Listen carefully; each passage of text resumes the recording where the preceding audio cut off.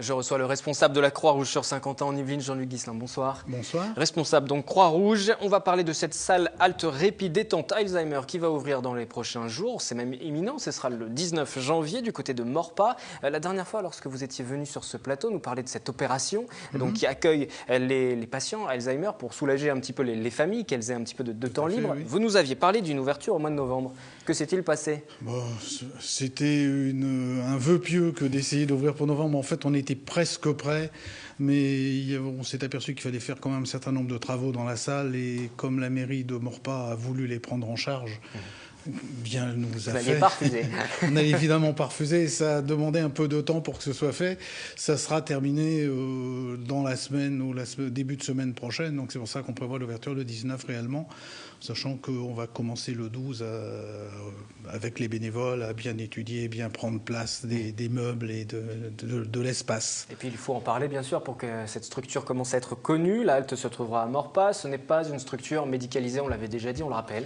Tout à fait. Voilà, les patients sont accueillis par des bénévoles que vous avez formés. Ce sont des bénévoles que nous avons formés en partie avec France Alzheimer, en les envoyant dans les structures ou les autres structures halte répit qui peuvent exister, notamment à Versailles par exemple.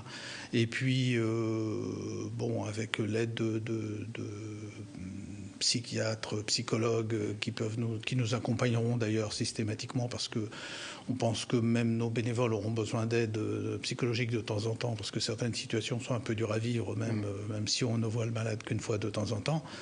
Donc on a prévu aussi ce volant-là.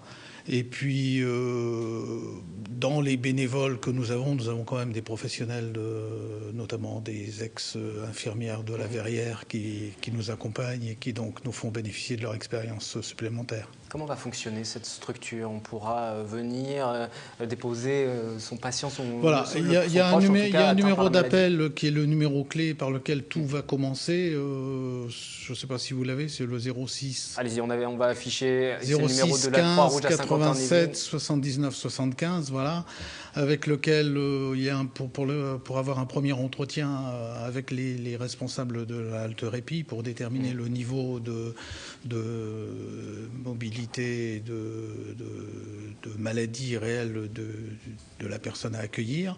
Et puis ensuite, il y a un petit dossier que nous devons compléter ensemble avec la famille pour bien caler tout ce que nous faisons, tout ce que nous ne faisons pas, justement parce que nous ne sommes pas une structure médicalisée. Et puis ensuite, les rendez-vous sont pris et en fonction des disponibilités, on a la disponibilité pour prendre 4, 5. Bon, on s'est limité à 5 dans un premier temps, malades par semaine, par samedi. Donc ensuite, c'est une question de rendez-vous et de remplir l'agenda. Je vous laisse redonner ce numéro de téléphone. Celui qui s'est affiché à l'écran est valable aussi. C'est celui de la oui, Croix-Rouge à celui de la Croix-Rouge, voilà. Mais je vous laisse donner le numéro 06. Je préfère donner le numéro de portable parce qu'il est plus facile à obtenir. 06 15 87 79 75. Voilà, ce numéro à joindre pour pouvoir déjà prendre contact avec la Croix-Rouge. Justement, la Croix-Rouge, ce n'est pas la première fois qu'à travers la France, la Croix-Rouge ouvre ce genre de structure. C'est une de ses missions véritablement aujourd'hui. On ne pense pas forcément à la Croix-Rouge pour cette situation-là, pour accueillir ces patients Alzheimer. La Croix-Rouge lutte contre toutes les exclusions, quelles qu'elles soient. Or, quand on sait qu'il y a actuellement probablement un peu plus d'1 million de malades, que d'ici 2020, il y en aura 2 millions, que 80% de ces malades restent à domicile et sont aidés par leurs familles, et que ces familles souffrent de devoir assurer cette charge qui est de plus en plus pesante.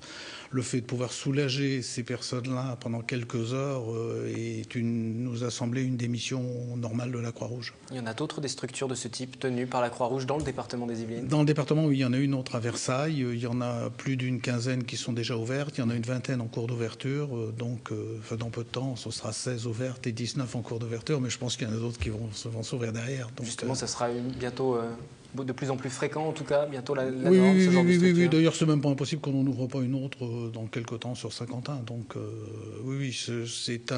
ça répond à un besoin assez spécifique. Justement, c'est ce que j'allais vous demander. Quel est le bilan, justement, global sur ces différentes structures qui ont déjà ouvertes? Après quelques semaines ou mois de mise en place, en général, on a été obligé de trouver une autre demi-journée et on est débordé par les demandes. Donc, sachant que pour nous, l'idée, On considère que vraiment on a réussi notre mission. Si le malade repart de chez nous souriant et détendu, c'est que vraiment on a bien réussi ce qu'on voulait faire. Donc c'est vraiment ce que l'on va chercher à faire systématiquement. C'est un peu un club de troisième âge, un peu renforcé, sans plus. Hein. Donc c'est pas très compliqué à mettre en place dès l'instant où on a les structures qui permettent d'encadrer, de superviser et de s'assurer que les choses sont faites comme elles doivent être faites. À partir du 12 janvier, vous pouvez donc, si vous êtes intéressé, prendre contact avec la Croix-Rouge. On va réafficher les différents contacts à l'écran. À partir du 19 janvier, la structure va ouvrir. Voilà, on a quelques malades. Pour les familles, pour les on malades. A prévu un coût de 5 € pour dire de faire payer, parce qu'on a prévu... C'est plus symbolique qu'autre chose. C'est plus symbolique, c'est pour dire de faire payer les petites fournitures, les gâteaux qu'on va fournir ou autres, mais bon... Si ça pose un problème à quelqu'un de payer les 5 €, on s'arrangera pour les 5 €. Merci donc d'être venu sur ce plateau nous parler de cette halte répit qui va ouvrir, c'est officiel à Maurepas, à partir du 19 janvier. Voilà. Nous allons faire une pause. Je peux remercier la mairie de Maurepas pour son aide et le Lions Club de Maurepas, 50 ans en Yvelines, qui nous a aidés financièrement pour nos achats et tout le matériel qu'il faut acheter. Le message est par passé. Action. Voilà. Et vous avez bien fait de le passer, ce message, justement. On fait une pause politique avant de parler culture dans la suite du 7-8. Ce sera musique tout à l'heure.